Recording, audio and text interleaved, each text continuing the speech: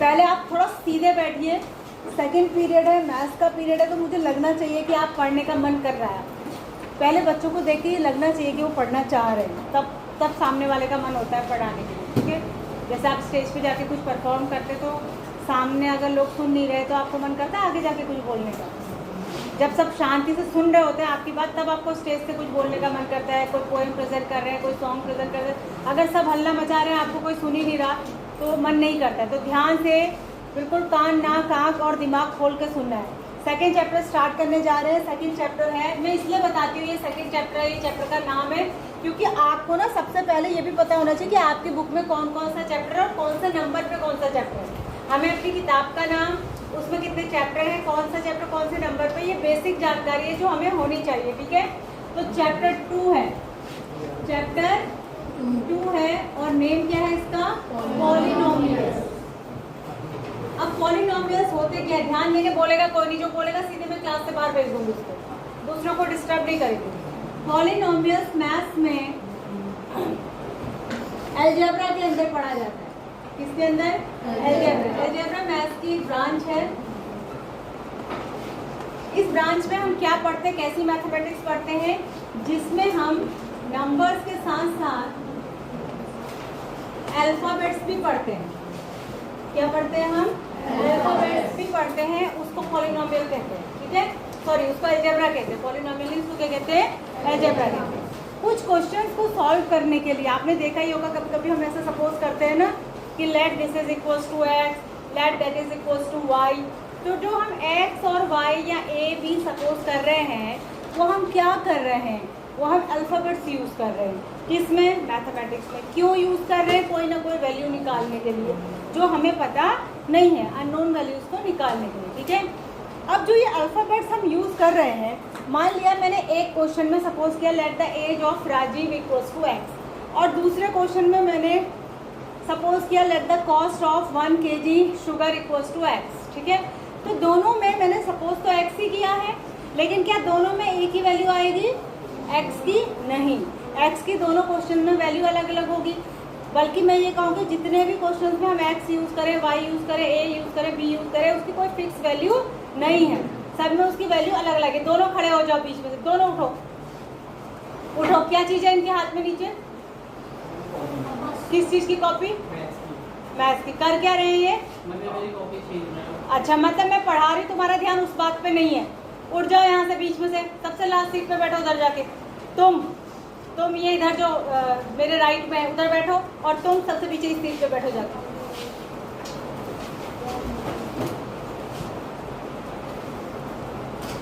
और अगर एक दूसरे की तरफ देख लिया ना, फिर बताऊंगी मैं। क्लास स्टार्ट हुई नहीं कि डिस्टर्ब करने पहले चालू हो जाता तुम्हारा। मैथ्स जैसे सब्जेक्ट में ध्यान नहीं दोगे तो किसमें दोगे,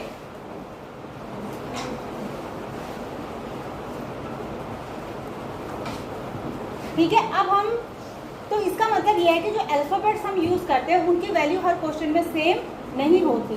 तो जब नहीं होती तो इनको हम कहते हैं वेरिएबल्स। क्या कहते हैं, वेरिएबल्स। वेरिएबल्स माने जिनकी वैल्यू जो है वो वेरी करती है। वेरी करने का मतलब क्या होता है, चेंज होती है। वेरी करना मतलब बदल जाती है। और इनको जो नंबर्स होते हैं इनको हम कहते हैं कॉन्स्टेंट्स। क्या कहते हैं इनको, कॉन्स्टेंट। माने जो चेंज नहीं होते, जो चेंज नहीं होते वो कांस्टेंट कहलाते हैं।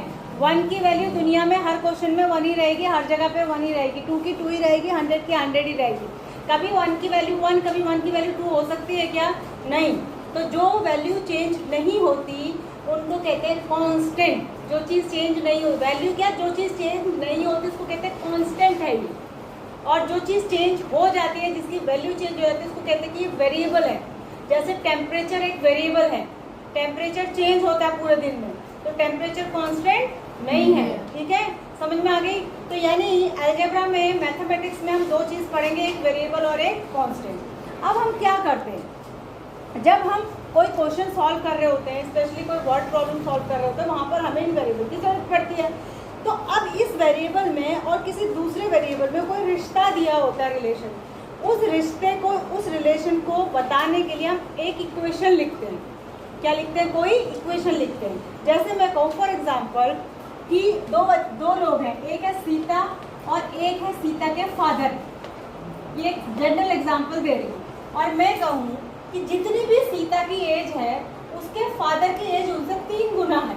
तो सीता की एज को मान लिया मैं सपोज करूँगी कि let the age of Sita equals to x, और लेट तो फिर फादर की एज हमें समझ में हो जाएगी कि 3 गुनी है, 3 टाइम है तो 3x हो जाएगी। फिर मैं एक और रिलेशन बताऊंगी कि दोनों की एज का सम 100। मैंने क्या बताया?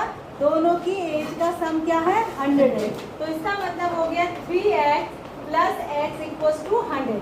ये जो मैंने बनाई दिस इज इक्वेशन, इसी को कहते हैं पॉलिनोमियल। इसी को क्या कहते हैं? पॉलिनोमियल। बात समझ में आ गई? अब यहाँ पर पॉली वर्ड का मतलब क्या होता है? बहुत सारा। पॉलीथीन सुना है? पॉलीथीन क्या होता है? पॉलीएथिलीन से बना है।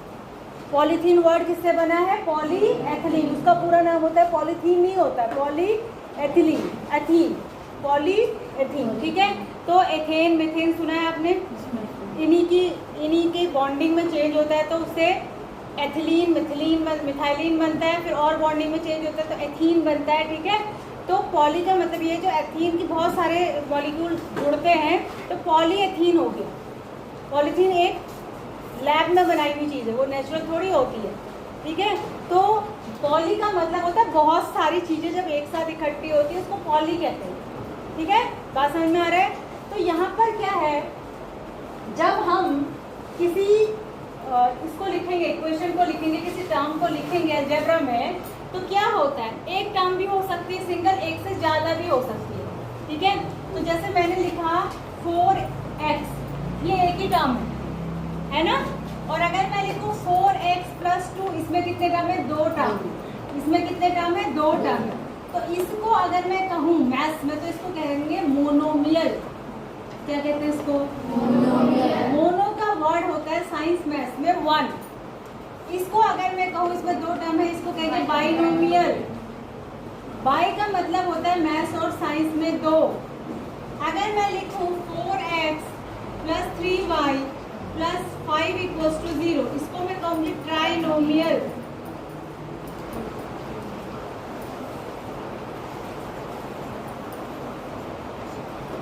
क्या कहूँगी? ट्राइनोमियल। इसमें 3 टर्म है। ठीक है। टर्म कैसे डिसाइड होते हैं? टर्म डिसाइड होते हैं प्लस और माइनस के साइन से। अगर 2 प्लस माइनस के साइन है तो टर्म 3 हो गए, अगर एक ही साइन है तो टर्म 2 हो गए, अगर कोई साइन नहीं है तो एक ही टर्म है। अब एक टर्म में इसको एक ही टर्म कहेंगे, मल्टीप्लाई के साइन से जो है टर्म अलग अलग नहीं होती, वो एक ही टर्म होता है। ठीक है। किसके साइन से टर्म अलग अलग होती है? प्लस या माइनस के। तो जो पॉलिनोमियल्स होते हैं ना, उनकी नेमिंग 2 तरीके से की जाती है। ध्यान से सुनना मेरी बात को। पॉलिनोमियल्स की नेमिंग जो होती है, पॉलिनोमियल्स की नेमिंग 2 तरीके से होती है। नेम ऑफ पॉलिनोमियल पहले समझ लीजिए, यही मैं आपको 10th में दोबारा भी पढ़ाऊंगी अगर मैं यहीं पे रही तो, चली गई तो कोई और पढ़ाएगा। नेम ऑफ पॉलिनोमियल 2 तरीके से किया जाता है। एक होता है नंबर ऑफ टर्म्स के हिसाब से और एक होता है डिग्री के हिसाब से। डिग्री का मतलब होता है highest power, highest power of variable, highest power of variable.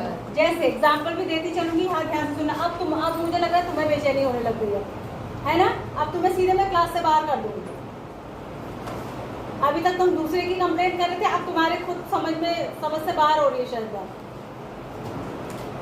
मैं यहाँ भी देख रही हूँ ना, तभी भी मैं वहाँ भी देख रही हूँ। बात समझ, मैम का मुंह बोर्ड की तरफ है तो हम कचर पचर शुरू कर दें, ये मत करना मेरे साथ।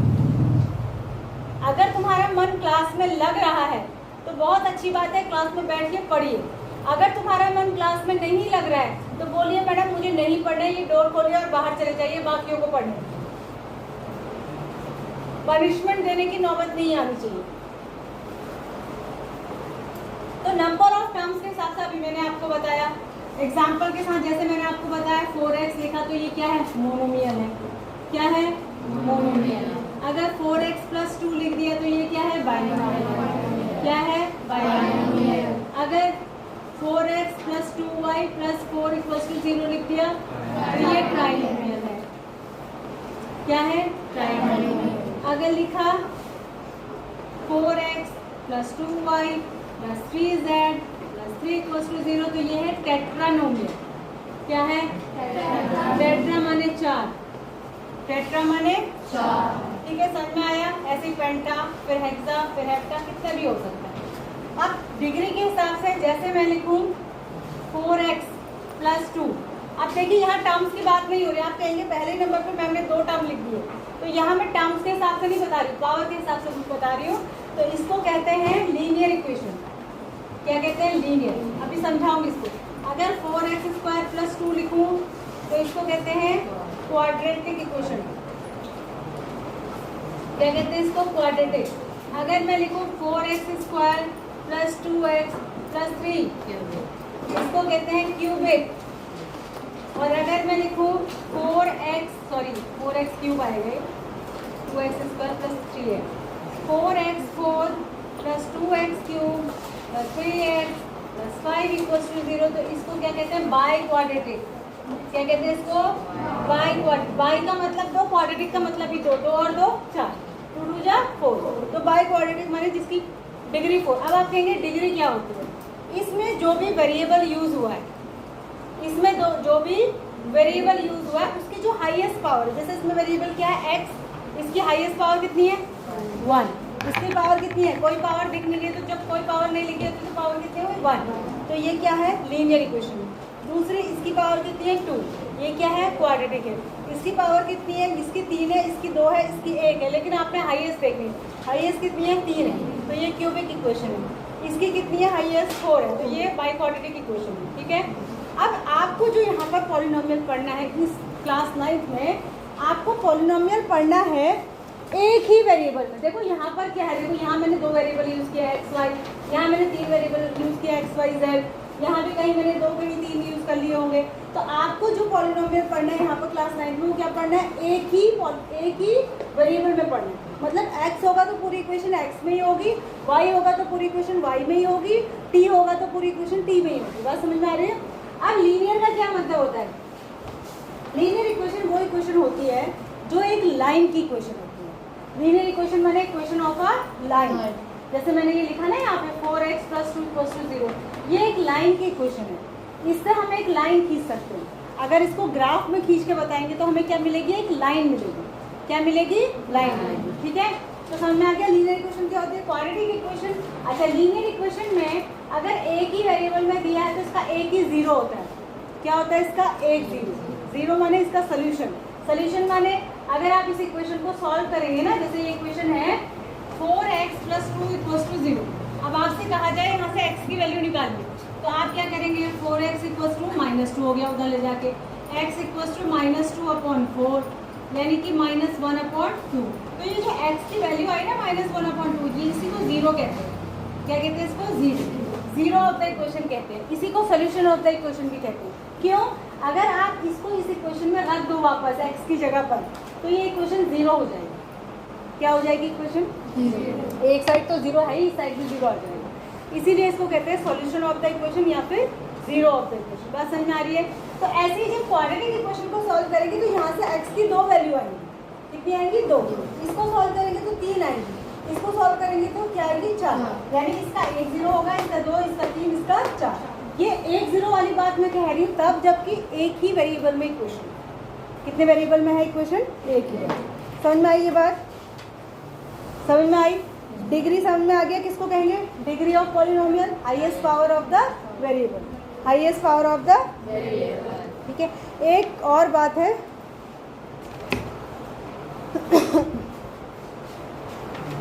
अगर मैं खाली 6 लिखूं, कोई इसमें कोई अगर वेरिएबल है ही नहीं और पूछो इसकी डिग्री कितनी है? 0। इसकी डिग्री कितनी होगी? 0। कभी कभी कंफ्यूज करने के लिए ना ऐसा क्वेश्चन भी दिया जाता है एग्जाम में। ठीक है, ठीक है। अब क्वेश्चन देखो कितने आसान है, बहुत ही आसान सा चैप्टर है, बहुत आसान सा चैप्टर है। अब हम चैप्टर पे आएंगे, एक्सरसाइज पे आएंगे, उसी से कुछ चीज़ों को समझेंगे। एक्सरसाइज नंबर 2.1 खोलिए। अच्छा, एक चीज़ और बताती हूँ, इस एक्सरसाइज को स्टार्ट करने से पहले एक चीज़ और बताती हूँ। इक्वेशन जो होती है ना, इक्वेशन किसे कहेंगे? इक्वेशन के लिए 2-3 शर्तें होती हैं। जैसे मैं अगर लिख रही हूँ 5x² + 2y या 2x = 0, ये लिखी मैंने इक्वेशन। तो इक्वेशन के लिए 2-4 बातें जरूर, एक तो उसमें या तो अगर वो इक्वल टू करके लिखी है तो उसमें इक्वल टू का साइन हो, यानी कि लेस देन और ग्रेटर देन का साइन नहीं होना चाहिए। किसका साइन होना चाहिए? इक्वेशन, इक्वल टू का, क्योंकि उसको हम इक्वेशन कह रहे हैं अगर साइन है तो। और दूसरा, ये जो भी वेरिएबल इसमें यूज हुआ है ये रूट के अंदर नहीं होना चाहिए, अगर रूट में है तो उसको इक्वेशन नहीं कहेंगे। और जो वेरिएबल है उसकी पावर नेगेटिव नहीं होनी चाहिए, पावर नेगेटिव में नहीं होनी चाहिए। तो 3-4 बातें आप याद रखेंगे। एक तो उसमें पावर क्या होनी चाहिए? रूट के अंदर नहीं होनी चाहिए, पावर नेगेटिव नहीं होनी चाहिए, और अगर 2 साइड इक्वेशन लिखी है तो बीच में क्या होना चाहिए? इक्वल टू का साइन होना चाहिए। इक्वल टू से ही इक्वेशन शब्द बना है, अगर इक्वल टू का साइन ही नहीं होगा तो इक्वेशन कहाँ से आएगी? उसको जो जिसमें इक्वेशन इक्वल टू का साइन नहीं होता, मान लिया 2x² + 3 इज लेस देन 1, तो ये इक्वेशन नहीं है, इसको कहते हैं इनइक्वलिटी। इसको क्या कहते हैं? इनइक्वलिटी। ये इक्वेशन नहीं है, ठीक है। इक्वेशन में इक्वल टू का साइन होना कंपलसरी होता है अगर 2 साइड इक्वेशन लिखी है तो। अब देखिए पहला क्वेश्चन 2.1 का पहला क्वेश्चन, सब बुक में कंसंट्रेट करेंगे। Where is your book? इसकी बुक कहाँ है? मेरे पास है। कहाँ है? हैं? खड़े हो, बुक खरीदी ही नहीं है। क्या नाम है तुम्हारा? Who is the monitor? पास नहीं है बुक। बुक किसके पास नहीं है और क्लास में? खड़े हो जाओ, इसका भी नाम नोट करो।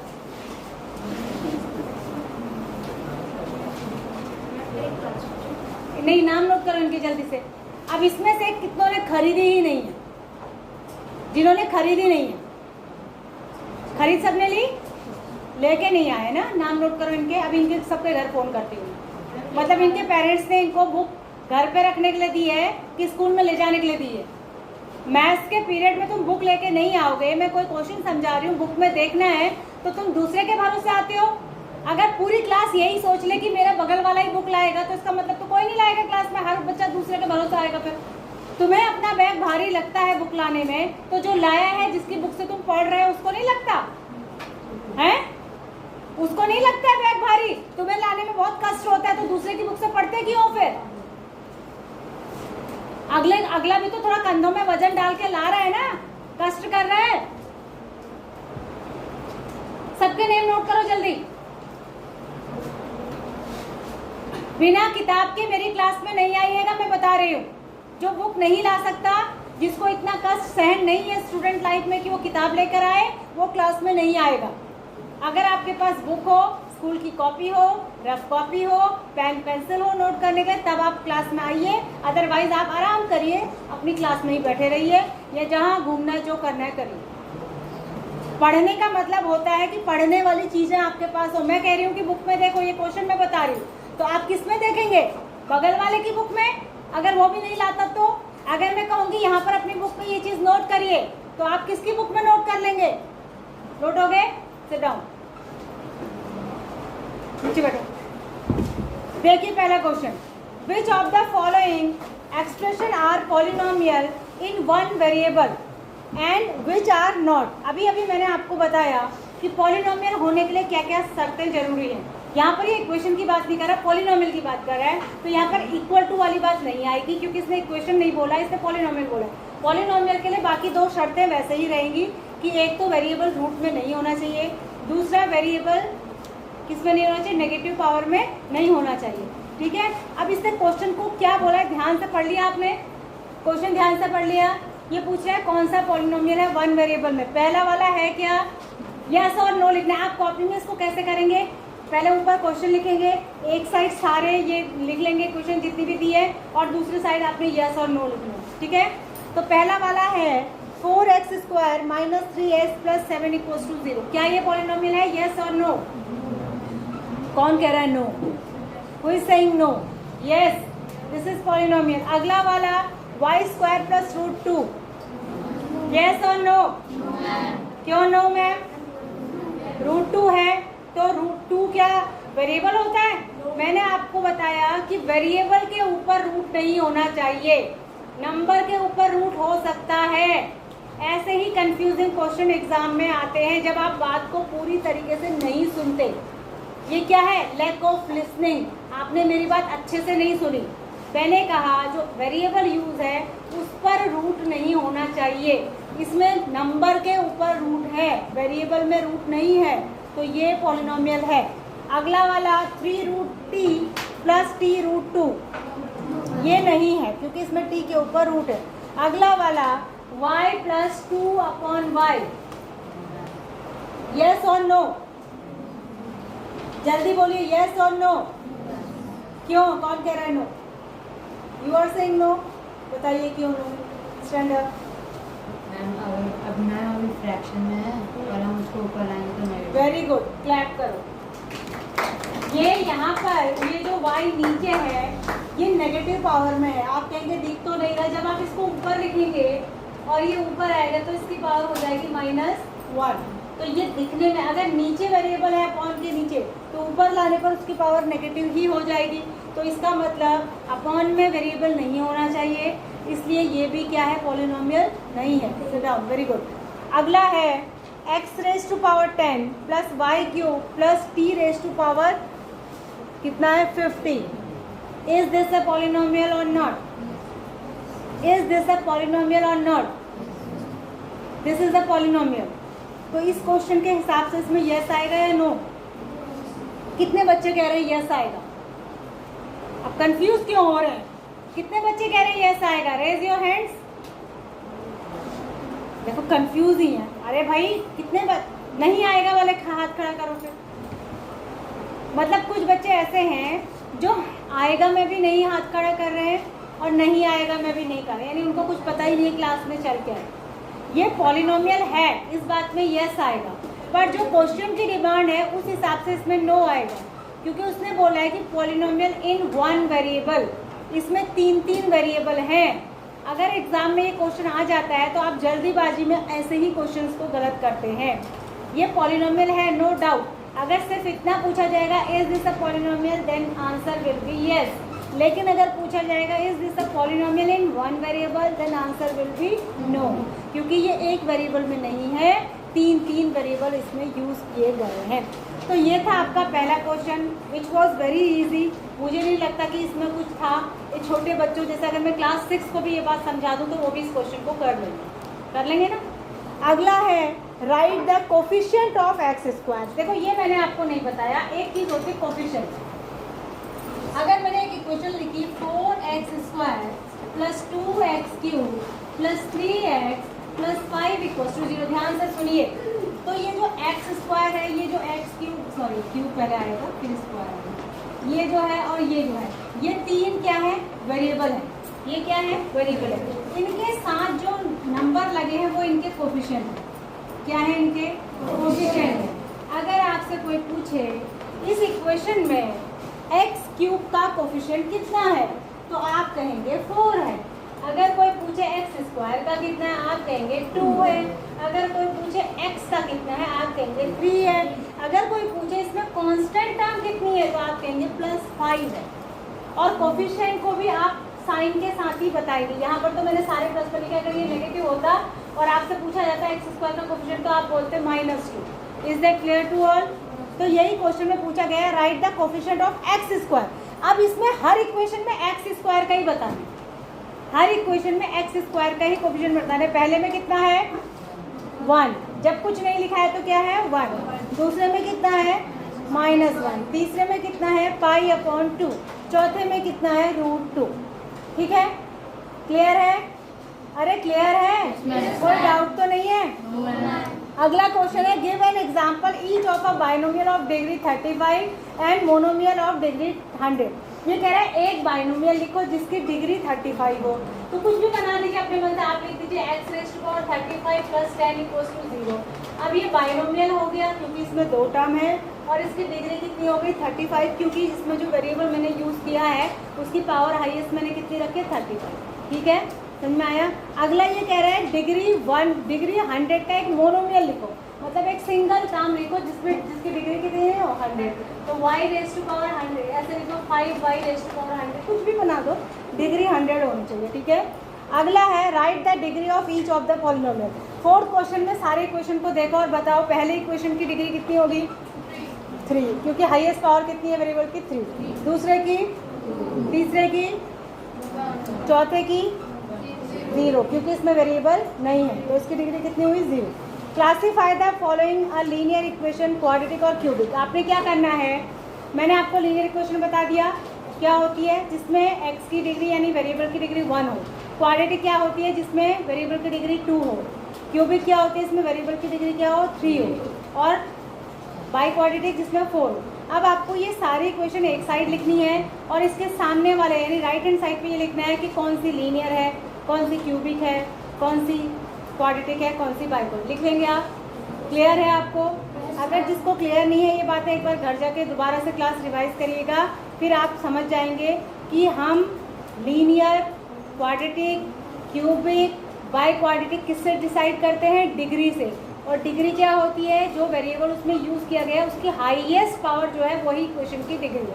आई थिंक इसको करने में आपको कोई दिक्कत नहीं होगी। कर लेंगे आप? कर लेंगे ना? ठीक है, आज ये कर लीजिए।